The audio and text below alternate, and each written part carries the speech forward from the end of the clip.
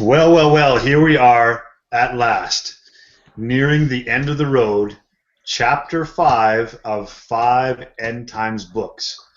We have been at it for 25-ish hours of broadcast at this point, gentlemen. It's really amazing how much goes on in your brain and how much you have to retain, but the philosophy flowing from you two fellows has made the world of Warhammer a better place. And it's a little bit sad that that philosophizing, or at least on this subject, is going to come to an end before it goes into a new era. So let's just all think about that for a second. And in fact, I will raise my glass to you both right now in advance before we launch into it here. Well Absolutely. Played. Well played. Mm-hmm. So, listeners and viewers out there, here we are, launching into the final end game. And we had the incarnates appear in Middenheim, where Archaon has set up shop, and he's got this doomsday device in the form of this orb that he's excavated down in the Fauschlag, and has had sorcerers working endlessly around the clock to try to unlock this thing with the proposed idea that he creates a third warp gate into the Warhammer world for chaos to run rampant in. So before we go into the story itself, and I'll get one of you guys to launch into the opening bits of it, let's do a little bit of a head count and talk about who's left. So we have the Emperor, not Karl Franz, but Sigmar, reborn with Galmaraz in his hands and reacquainted with the lore of heavens. So he is now the incarnate of heavens. So he's in the mix. We have Grimgor Ironhide, the incarnate of beasts, although he doesn't really fully know it. He is in full force with his Wa, and effectively at the end of it all is pretty much just his immortals, his super black orc cadre that's with him. We have, out of the elves, we have Alariel, who I'm afraid is really just kind of hanging on at a thread at this moment, because as Keith alluded to in the previous chapter, she is very much, as the incarnate of life, tied in with the weave, which is very much waning at this point as bad things happen, and bad things continue to happen. We have Tyrion, the reborn Lord of Light, the incarnate of light. So he is there, and he's the bane of demonhood for the most part. Who else we got? We need a Lord of Fire. He's gone down, I'm afraid. Caradrian went away, squashed out by Kabanda. Yep. We have our obviously Nagash is down here. Oh, good. Yes, of course. Good old Nagash. He's still trailing a few zombies, I'm sure, along with him, but he lost his old friend Archaon along the way, and Krell left them behind. Lord of Metal, represented by Balthasar Gelt, one of my favorites, who has had a little bit of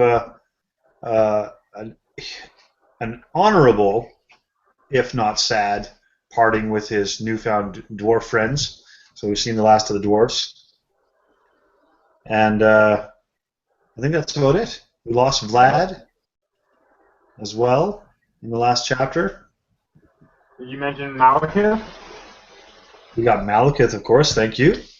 Lord of the Shadows. And his big moment in the last chapter was to admit that he was not, in fact, the best. And he swallowed a lot of pride to get Grimgor on his side. And also on the good guy side, we still, as far as we know, we have the captive Teclis, who is under the thumb of Archaon, who of course is our big major player out of the Chaos team that is left. So he's the mastermind of all this, and he's down deep under the Fauschlag rock, looking at this big orb and hoping it grows. So that's all the players that are still, or the big names that are still in play here as we go into the final actions. So as I said, I'll pass it over to one of you guys if you want to let us know about the opening parts of this. Sure, I'm happy to take it if you want, if you don't mind, Keith. Oh yeah, no, be my guest. Okay. So when we last left, they had penetrated the fire barrier, and they're heading down in under the Ulrichsmund or whatever, down into the Foschlag, into the heart of it. All the incarnates, along with their forces, and it's a long slog. If you remember, it took Archaon quite a while and the lives of many, many, many, many slaves and ogres and everything to dig down here, right? And so they're winding, they have a big force, they're driving and winding through these crisscrossing tunnels, and it's surprisingly free of enemies for a while. And as they get deeper and deeper and deeper, then finally they come into their first encounter, which is just like basically Skaven, Chaff Skaven, who the Grey Seers basically fear death in combat less than they fear what Archaon would do to them if they don't go fight.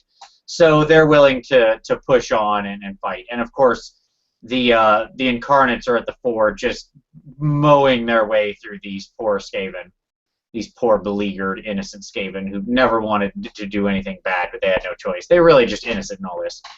And so as they're grinding their way through this mass of rat bodies, we cut back down to Archaon, who is coaxing his sorcerers to put more magic into the orb and widen it and widen it and widen it, and it's starting to like wobble and do that. So I heard it like a bubble, like a big metal bubble in my mind when I was reading this, and it's kind of wobbling and wobbling, and it's expanding. And every so often, one of the Chaos Sorcerers, there's a whole bunch of them chanting here, will just be a little too close when it pops and expands a little bit, and they'll just kind of and get sucked inside, and that's probably not a great end for them. And eventually, this sort of happens to enough, or some of the other ones are just going mad. Like blood is streaming out of their eyes and ears and mouth, and chaos overtakes them, and they just get consumed and go mad, and they're down on the floor cackling as they exsanguinate from their face holes, which, again, probably actually the better way to go, which is rare that face hole exsanguination is your superior form of death. And so finally, like, a couple of these guys just turn and break. They're like, nope, had enough of this. Look, I didn't sign on for this. I know I'm a crazy chaos-worshipping death cultist sorcerer, but come on, even I've got my limits. And they turn and run, and Archaon just gets out his sword and lops off one of their heads and just beats another one to death with the other guy's head who's running, and he's like, anybody else want to run? And so they all go back to chanting and decide that, like, nope, we're good, this is better, we'll chant, we'll be more careful, sir. And so they're sort of chanting as Teclis strains against his chains and strains against his chains, you know, basically unable to do anything as he sees the orb expand and expand. And in fairly short order, honestly, all the incarnates, though it does wear them to some degree, they fight their way through the sort of Skaven horde, obliterate that, and get down into the depths. And Archaon lines up, like, is on his demon steed, lines up the swords of chaos, his best of the best of the best chaos knights and skull crushers, and so on and so forth. And then the bubble shudders and expands one more time, and out of it marches a great host of demons. So one of each of the greater demons comes out, so one great unclean one keeper of secrets, one changer of ways. And actually, I don't think there's a bloodthirster, so just those three. And, or no, a new bloodthirster does come out. I'm sorry, I don't remember his name, but a new bloodthirster does come out as well. I remember he had always been jealous of Kabanda and wanted Kabanda's place in the blood hunt, and so was rather happy to see Kabanda get his head pulped. And they march out, and they all bring one of their hosts with them, which of course Archaon is like, we didn't need you. You know, he immediately like smarts that the Chaos Gods think he needs help. He's like, ugh, these guys again. And he pulls a very like Magneto X-Men 3 thing, where the demons just charge forward and the swords kind of start to ride, and he just puts up a hand and stops them, and he basically says the old in chess the pawns go first, right? And he kind of lets the demons go forward and meet the incarnate army.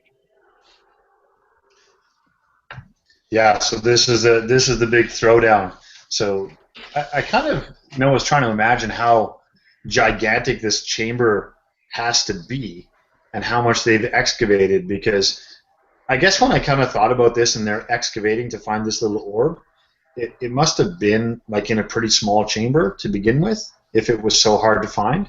But yet now it's a thing that encompasses what seems like acres to host all these bodies that are inside it.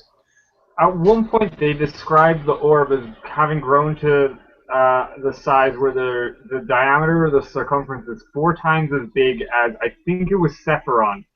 Might have been the Gash, but something big, right? So it's about 4 times the size of a dragon. Okay. And then this chasm, orb in the center. yeah, and like the chasm is able to fit armies and all this kind of stuff. Like, it's pretty big. Yeah, I'm basically just picturing like the whole of Wrigley Field down here, right? They've excavated a baseball stadium out of this mountain. Yeah. Well, so of course, out of all the incarnates, the guy that's got the energy to give it the business is Grimgor. So that guy leads his immortals on the charge, and the big wah gets yelled again, and off they go. And I thought there was kind of a funny little passage here that after he gets deep into it and he gets countered by these demon armies that have come up, it says, Grimgor likely believed that he could win the battle by himself. But it was just as well that he had allies, all the same. Because even as the demon hosts were shifting to envelop him, in comes the Emperor, Sigmar, to come and save the day and mix it up. So this is where the battle kind of ensues, and the first ones that they turn to is Tyrion and Malekith, who are working together, oddly enough, and they are fighting against some Tzeentch followers. So they kind of take the Tzeentch wing and deal with all that. And there's a lot of sorcery that goes around, of course, as you'd expect out of the Tzeentchy guys. But I don't. Again, in the mix and flows of battle, I hope that I'm not really bailing out on this too much for those that are listening. But there's really not a lot to tell aside from a few zaps back and forth and a few sword swings in the text of it here. But if I can just jump ahead and say that Tzeentch doesn't hold up too well against a couple of incarnates of the stature of Tyrion and Malekith, and they pretty much dispatch that easily. Demon fire is not something that the incarnate of light is too concerned with, and nor it seems is the incarnate of shadow on his dragon. One of the funny things that they describe is that there's actually 2 changes of ways, and Malekith flies off and he's going to fight both of them. So the first changer of ways decides he's going to engage Malekith in a battle of sorceries, and Malekith is just like, nah. Like, this is not a problem, just kill that guy. And then the second guy steps up and he decides that he's going to get physical and engage Malekith in a battle of strength. And, of course, that goes terribly for him because Malekith's on a dragon. So, yeah. That was the most interesting part of that battle, I found. Yeah, it was really a 2-hit fight. Malekith hits them, they hit the floor. I think that's about the sum and the size of that one. That's right. Yeah, that is about it. So that quickly ends the Tzeentch threat, if you will. They're pretty much done. And it works through this pretty quickly. We then turn away to Mr. Balthasar Gelt, who... One interesting passage in here that I thought was cool about him is that Gelt says here that he fought as never before because out of all the incarnates, he's the one that had the greatest hope. Because he had walked the dark path of necromancy, and he emerged back into the other side. So he had sort of seen both sides of that coin, I suppose, is what they try to express with Gelt. And he is still a little bit on the path of redemption for that. Like, I still think there's a guilt that's being harbored by Gelt, and that was an odd play of words that I didn't expect there. Guilt. Yeah, it's guilt. That's a new saying. So I think he's still trying to prove his worth, even now. Maybe even more so knowing that it's now Sigmar who's looking down upon him, and not Karl Franz, and he's trying to prove his worth to the human race after that betrayal and exile when he switched over to necromancy for a little while. So he's in there, and he gets mixed up a little bit, and he gets fighting in with some Khorne guys, I believe. It's his opposition. So he's doing his usual stuff of turning things to metal, melting down weapons, making barriers, etc., casting his final transmutation, and so on and so forth. But he gets a little bit of backup from Nagash, who comes into the chamber as well, with his horde of zombies being pushed ahead of him, and his amethyst lights. Vince, being our Nagash guy, do you want to tell us what Nagash does for us?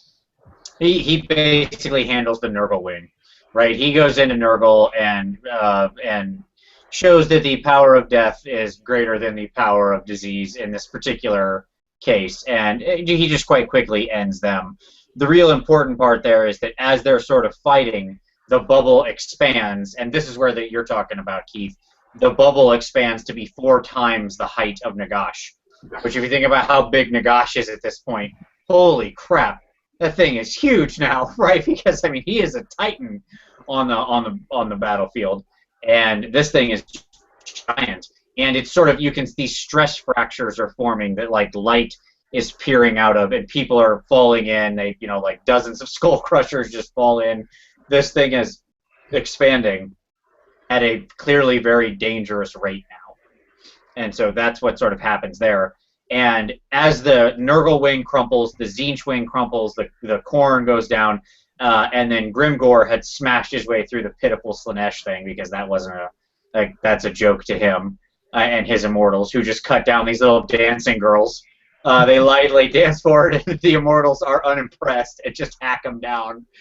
And was the Slaanesh involvement actually more than 2 sentences in here? Not really. No, like they talk about how fast and light they are, and they just bounce off the immortals, and the immortals are like, huh, whack. No, that was interesting. Yeah, I believe the way they actually describe it was, so the demonettes run and leap and pirouette into the greenskin line, and it was a slaughter for the greenskins. Yes, exactly. It was like ... Yeah, they died. Yeah. And so it is at this moment that Archaon decides to enter the fray. And he's actually kind of taken aback by Grimgor at this point. He's been watching the fight, and he's like, this Grimgor fellow and these greenskins are more impressive than I had given them credit for. Huh. And, he's kind of impressed, as Archaon is prone to do it several times throughout this story. When he kind of witnesses people really fight, he's like, all right, I like the cut of your jib, sir. You have earned my killing you. That's the reward for quality. Is Archaon will now kill you. And so he leads the Swords of Chaos out there and smashes into the flank of the Immortals. And the Immortals, are given as pretty good, but they're getting hacked down by the Swords of Chaos. Grimgor notices this, and I can just see him making way in the combat, like they literally write it in the way that a character makes way. And he's like, hey, wait a minute, all the fun is over there. So he pushes and shoves his way over to the side of the fight, and thus begins then the epic showdown, harkening back to a previous time. This is not the first time in the history of Warhammer that such a thing like this has happened. Wow. Well, go there. Official history, Vince. Yes. Or is it? Right, exactly. Yes. In another world, in another time, in another place. It echoes to that. But yes, we get the showdown of Grimgor and Archaon. Okay, well, hang on. Lay that on us then. Or maybe I'll lay it on you. So what Vince is alluding to, peoples, is that back at the turn of the century, and I mean the real-life turn of the century, so 2002, I think it was, is Games Workshop did a Storm of Chaos campaign that was a lot of the similar undertones to what's going on here. It was Archaon's march down into the Empire to knock it flat and to make it his own. There was no such overarching things of incarnates and super beings and that kind of thing like that, but it did bring out the appearance of guys like Vultan, for example, in that story. And the way that that all concluded after a global worldwide campaign that went on for a few months, where people reported and sent in their battle reports and things like this, it was really a genius idea. But they effectively just kind of wrote it into nothing, or they wrote it out of being, with the promise ahead of time that it was going to be future of Warhammer, like the events of this campaign. We're going to write it in, and it's going to be the future of Warhammer. But they pretty much just reneged on that. But more pointedly, now that I've laid the groundwork of what that is, the tale that led to the end of that story was that Archaon was about to finish off the Empire if it wasn't for the Wa of Grimgor that came through, and it was in fact Grimgor that got into the duel with Archaon after he and Valten had just had a little bit of tete-a-tete, and it was Grimgor that effectively saved the Empire by pushing back Archaon. So that's what I want to say about that. Yes. Maybe it turns out differently here, or maybe it turns out the same. Keith, or does somebody else want to take the fight of Grimgor and Archaon? As I have. I would love to take this fight. By all means, sir. Fantastic. So yeah, so Grimgor is going ham on the Swords of Chaos, and Archaon's going ham on the Immortals, and then Grimgor kind of spies them from across the battlefield, and they have at it. So Archaon levels the Slayer of Kings and charges forward on Dorghar, and just before he's about to impale Grimgor, Grimgor does this nice little pirouette spinning around. Not fast enough that he avoids Archaon's strike completely, but he just smacks Archaon with his axe, and Archaon manages to take it on his enchanted shield, but that thing just buckles, and Archaon gets thrown from his horse. So Grimgor quickly follows up, and they go at it a little bit, and they strike back and forth, and then eventually they lock weapons, and they're face to face, and Archaon can smell Grimgor's rancid breath. Harkening back to that storm of chaos, what does Grimgor do? But he slams his head into Archaon, just headbutts him right on that third eye of Shirian, and crumples it. Now, unlike Storm of Chaos, what happened there was Archaon packed up, went back to the north, and that was the end of it.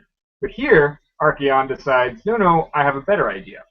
So Archaon has a demon called Azul, who is trapped in his sword. And he's got this trick up his sleeve. So no matter how strong and fierce Grimgor is imbued with the Wind of Beasts, Archaon still thinks he can be stronger and faster. So he mutters the enchantment to release this demon from his sword, and then he goes back at Grimgor again, and very quickly dispatches him and just decapitates him. And that's Grimgor done. And then the Wind of Beasts rips from Grimgor's body and then flies into that the swirling void sphere thing, and it again pulses outwards as it's doing as all of this battle is going on. So very impressive fight, very epic, complete throwback to Storm of Chaos, and I imagine that when they sat down with their drawing boards of what was going to happen, this was definitely, we need to have this showdown, we're doing it again, but this time we're going to do it right, and I thought it was great. Yeah, and comparatively, as much as we spent so little time on the Tzeentch opposition and the Slaanesh opposition, etc., which was only, like, as we said, a couple sentences, this duel takes probably 1,000 words of text, I would say. That's right. Yeah, they do it right. I mean, it's we go through it quickly in that, but it's certainly it's worth the read to get all the nitty-gritty details. They give it its due. Yeah, it's a great fight. Quick little sidebar back to Malekith is where we go to next. And Malekith is, at this point, it's returning to him, and he's dispatching those worthless Lords of Change that Vince described earlier. But then at that point, he spies Teclis for the first time. So this is the first knowledge that any of the good guy side has that Teclis is still about, or even alive. So he's there, lying, beaten on the floor, chained up so that he can't pull off any magics. And the Eternity King makes a little bit of a gambit to go save and free Teclis. So here he is again, going from the old selfish Malekith who is spiteful and hateful, and he's turned a new leaf. He's learned humility, and he's learned compassion for others. So off he goes, and he urges Seraphon into the sky, and he has to sort of fly wide, I suppose, to get around this ever-expanding orb, and he smashes into a bunch of these ritualists that are around there, and a couple of them get sucked into the warp. And the main guy, the Magister, lands under the claws of Seraphon, and Seraphon tears him up. So those guys are pretty much a non-factor anymore. All those ritualists who were talking and chanting at the orb are pretty much erased. Just to stop you there, Kieran. Before that, the head cultist goes down, he gets off a bit of lightning, and he offs Seraphon. Yeah, right. Yeah, I was about to get to that. Yeah. Oh, so, sorry. Well, that's okay. You know, there's nothing more to it than that anyway. So, and I can't fault you for picking up on that because you are the animal sympathizer. True. Poor Seraphon. Mounts. So you would be the first to notice that. So actually, I didn't give those guys enough credit. Let's talk about those guys for a second because Seraphon and Deathclaw and Malhandy are still about as mounts here, and they're still being heroes along with the rest of them. And Quicksilver must still be around too, right? Yeah, we don't hear anything about it, so. Yeah. So there we go. Our animal lovers out there will rue the death of not just Ashtari, who has probably died for his final time, but in the last chapter, but now Seraphon, who has taken his lumps for elfdom as well.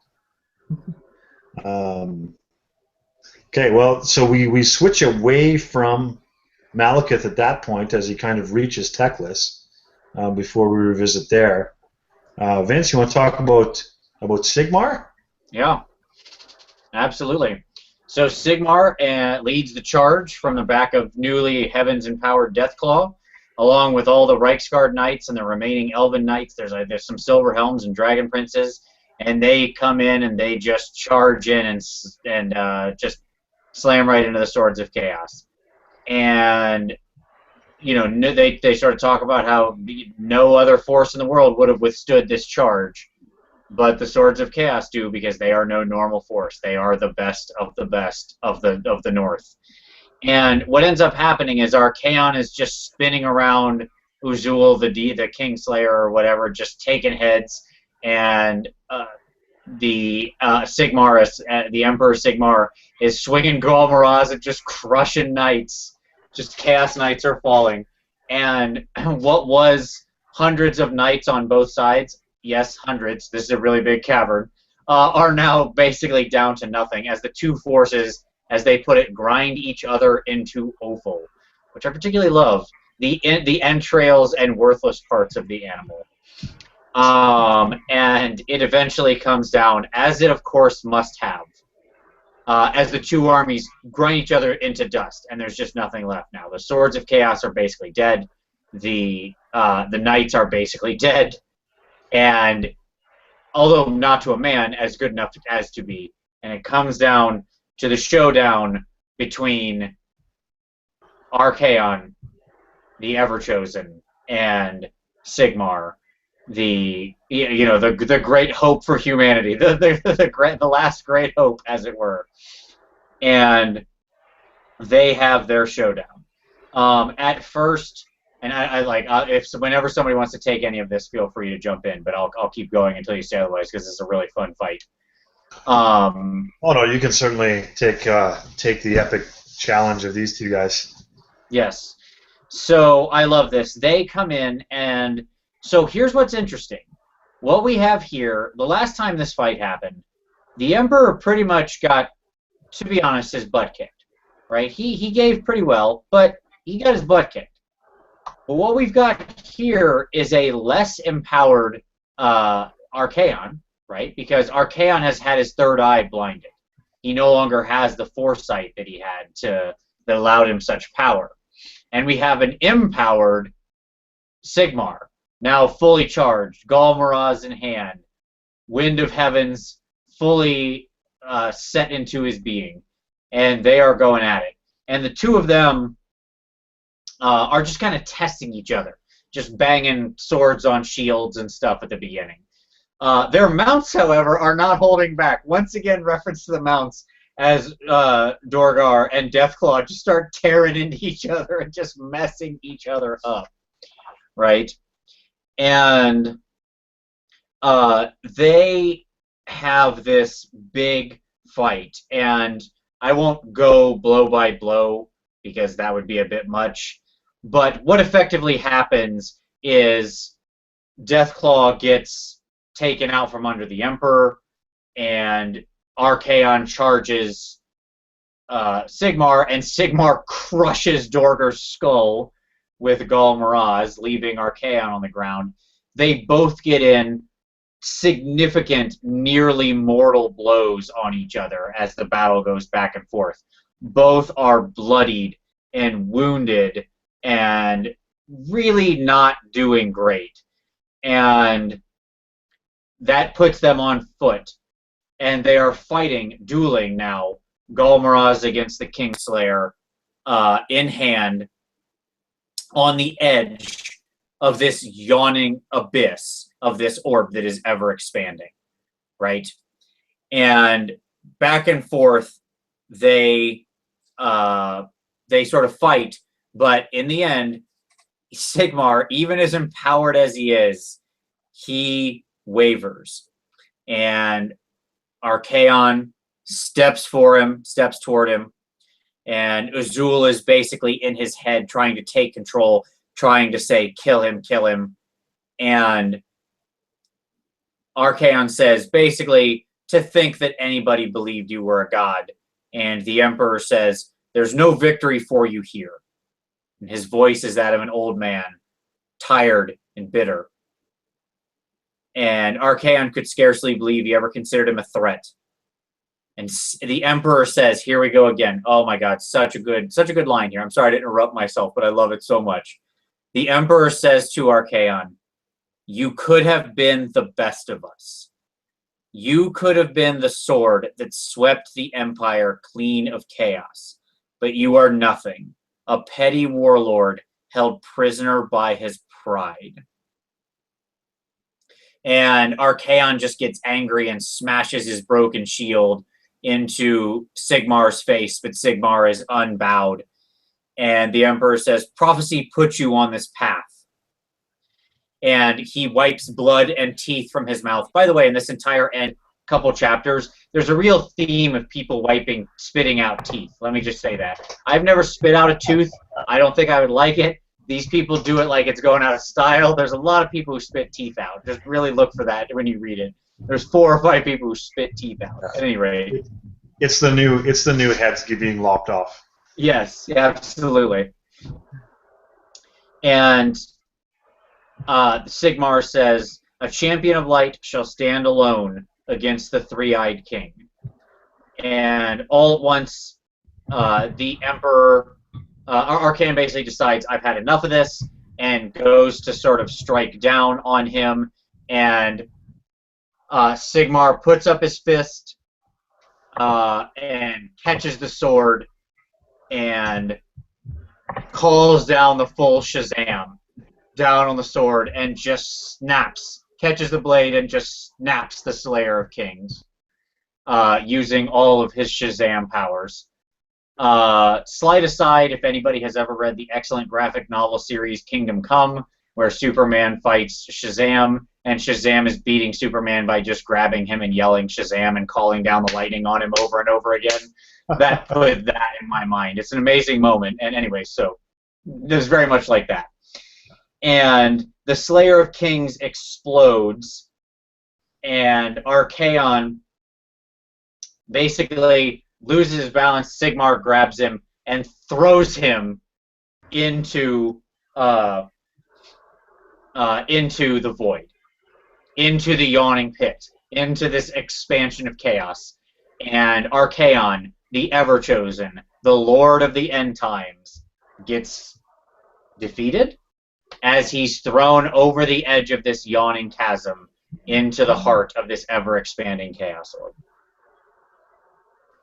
Yes, the exact line is, Archaon Ever-Chosen, Lord of the End Times, fell into darkness. Right. So then we kind of got the opposition all erased, right?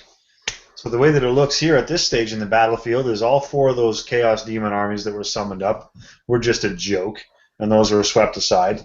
Between Grimgor and the Emperor, the rest of the Swords of Chaos have been diminished to nothing. Seraphon has taken care of all the ritualists and cultists, and so now there's really not any opposition. So now the incarnates that are left turn their attention to this expanding orb, and it's starting to do some extra weird stuff now too. Like it's broken its skin on the outside, and you see swirling winds within, and winds of magic are swirling around the chamber as well. They see leering faces of whatever beings sort of bobbing to and from the surface of this thing. But now it's not a pulsing thing, it's not an erratic thing anymore. This sphere is just steadily growing at a direct, even pace, and it's inexorable. But here we get a little bit of hero action. Now, we left it a moment ago, but Malekith did in fact go and free Teclis and get him up on his feet and bring him into the mix. So Teclis rallies around the rest of the incarnates, and I kind of imagine that they're just not quite making a circle, but they're all holding hands, and they're pouring their powers of the winds of magic into each other and binding together to make this happen. Now, this was Teclis' plan all along when he and Liliath kind of put the plan together to get all the incarnates here in the first place. But they're -2, right? Like at this point, we had Caradrian, the Wind of Fire, go down. We had Grimgor, the Wind of Beasts, go down just very recently. So Teclis, what he tries to do is he tries to latch onto the remnants of those winds of magic and try to bind them together. And he does. He latches onto at least a piece of it. And this is the last hope. Like, this is actually the last hope for any good guys to contain this. So Teclis is really at full strain. It actually describes him as his flesh began to boil and peel, and the winds of Gur and Akshi at last started to quieten, allowing the other incarnates to resume their incantations. Now, slowly and imperceptibly, the actual orb, the rift, begins to shrink, and it begins to wane. And Vince, I just saw you there a second ago flash up this picture of what's Teclis look like. Not great. When stuff is shredding from him. Yeah, here we go. I'll flash you this one. Here, it's on my screen while we're looking at it. He has looked better. He's a frail man, but this is bad times. But this is the moment of hope, everybody. This is it. They are beginning to contain this sphere, and they actually are making slow steps to shrink it back down. So Teclis' plan all along, and the point that they've gotten to, and all the trials that they've reached, are going to come to fruition, right? This is the hope. This is everything that they've wanted for. If they can just hold together, and it's full strain on everybody, but if they hold together and all these incarnates do their work, with Teclis doing double duty, they can make this happen. Except for one other shitty thing. Over to you. Shitty thing. Do you want me to take this, or? Well, somebody better throw it hard. Sure. All right, and now we get the real. I will gladly take this. Now we get the real. I do not want to curse on this, but if ever there was something that made me want to curse, it's this. This very not nice person who makes me angry throughout this whole series shows back up, and Manfred von Karstein sneaks back in. He had a brief exchange with Vlad earlier, and Vlad had told him, you know, Manfred, you need to pick a side. And unfortunately, Manfred does. He sneaks into the room. All the incarnates are far too focused on this, as you said. I mean, this is taking the full concentration of their effort. And Manfred von Karstein sneaks up and rams his sword right through the spine and heart of Balthazar Gelt, killing him instantly. And with that, the wind of metal rips out of Gelt's body and goes free. and all at once, the entire plan falls apart as the wind of metal shard just explode Balthazar. With one of the winds free, Teclis, of course, reacts, tries to grab the wind of metal because he sees the collapse of everything. He knows without all 8 winds, this can't be done. And he grabs this third wind, and the second he grabs the third wind of magic, ash. It's too much. Too much for even him. 3 winds of magic was too much, and he just is reduced to ash. And now all 3 of those winds are free and roaming about. And with Teclis turned to ash, that signals the end of everything the incarnates had hoped for and fought for. The orb immediately starts expanding again, consuming reality, and starting to explode out with chaos, as all of this magic is now just roaming around freely. Basically, in very short order, the rift expands, and now it's tasted incarnate flesh. It wants that magic. The chaos has learned that the winds are right here, and it wants it back. And it reaches out and saps the winds, starts taking them from the incarnates. And the first one to go down, now that they're all bereft of their magic, is Malekith and Nagash. Especially Nagash.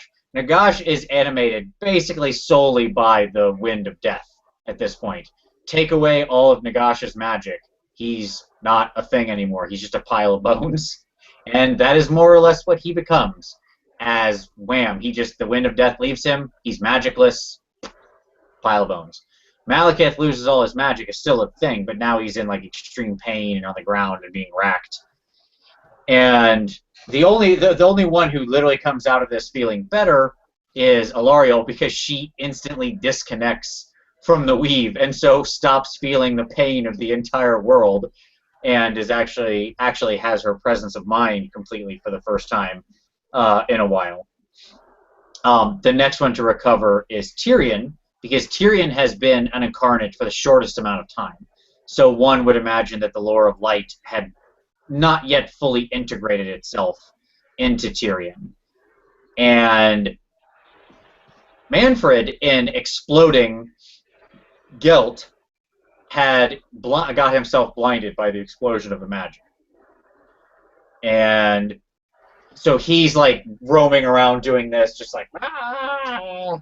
And he's also being driven mad by the sort of gods of chaos echoing in his ears and just driving him crazy. I mean, he's in full-on Looney Tune mode at this point. And that's when Tyrion decides, all right, I think we've had about enough of this guy. I don't care that the world is ending. I'm still going to go get this. I'm going to pick this up. It's like, it's the 10th frame, and you've bowled 9 horrible frames. Like, you got nothing. You're at like an 83, right? This is not a game to remember, but you're still going to pick up that spare in the 10th frame because, darn it, it's the right thing to do. And wow. You pull out in the end times a bowling reference. That's right. Holy shit.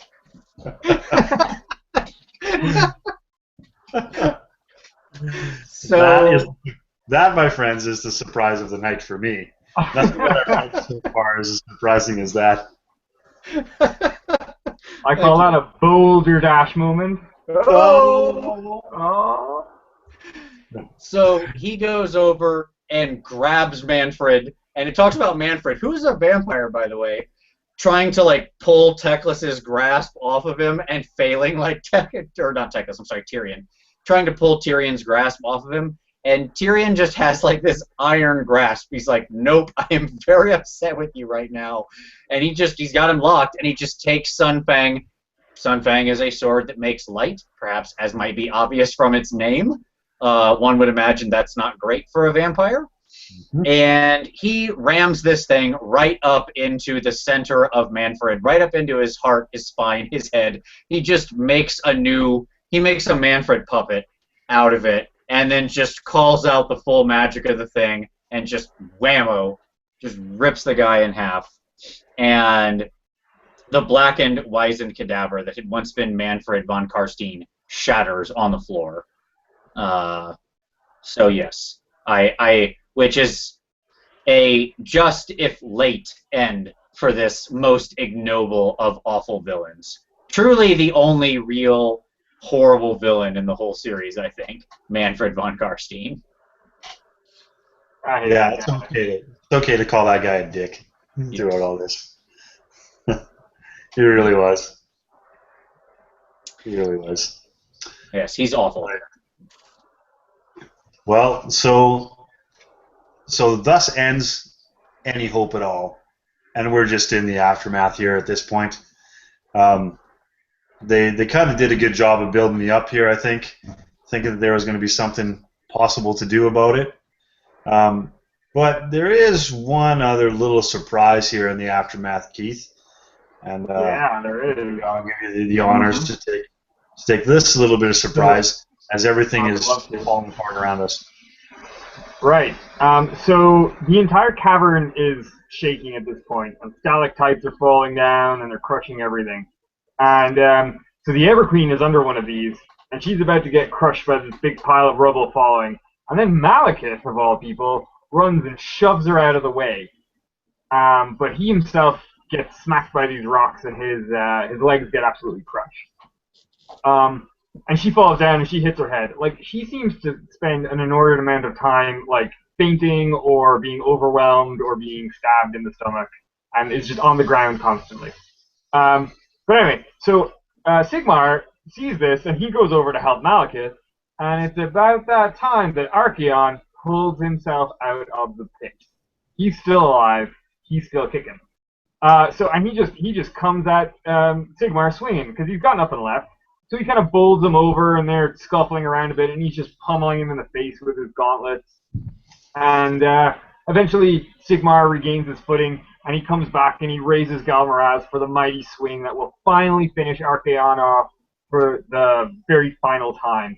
And Archaon just lunges at him and grabs him, and they both just go toppling over the edge of the chasm and fall into that void. So they actually go into the sphere itself. And that's the end of Sigmar and Archaon, as far as we know.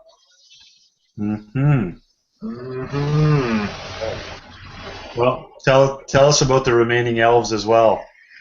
Yeah, so Tyrion goes back and he looks after Alarielle, and Alarielle wakes up and she's okay. Malekith is still pinned under the rock, and no one really feels inclined to help him out. Tyrion, in fact, he asks, snidely, like, you're not going to take this rock out off my legs before the world ends? And Tyrion just goes, well, I can put you out of your misery, but that's all the help you're going to get from me. And he was, like, kind of being serious. So then, Tyrion and Alarielle, they hold hands, and they're just kind of staring off into the void, and they kind of accept their fate. And Malekith is just like, what are you doing? Why don't you just try running away? And they're just like, there's no point running away. And he's like, if my legs weren't crushed, I'd run away.